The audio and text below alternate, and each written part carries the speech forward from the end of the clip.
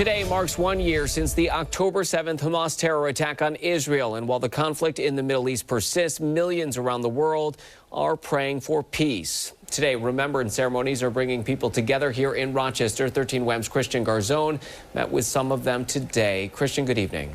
Matt, good evening. We spoke with a woman in Israel just minutes after missiles flew overhead. This now normal in a war that's only escalated. While there are many different views, there are two objectives now on common ground. 1 year ago, horror hit the ground in the Holy Land. Rabbi Stein of Temple Kodesh said he can never forget the carnage visited by the terror group Hamas. Murdering, raping, kidnapping innocent people, men, women, and children of all different ages and circumstances. He quickly assembled a community vigil trying to make sense of the whole situation. A common question from the faithful: where was God that day? To me, when a tragedy like this occurs, the question I ask is not where was God, but where were good people. And gathering that faith in humanity to create a better world. But the situation on the ground has only escalated.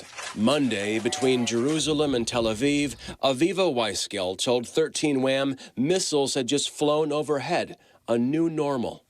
I don't think revenge is a good policy.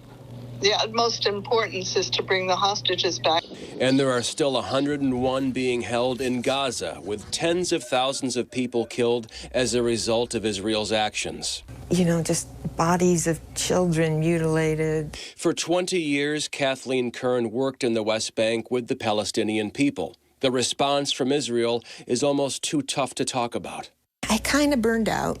I won't let those children and the other women and men civilians die without it being witnessed.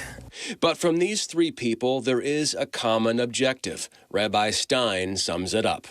I think that we can't rest until we make peace. We can't rest until the hostages come home. Now, there are multiple events taking place at temples across the region. Security is stepped up to ensure the safety of those reflecting on this tragic day. Matt.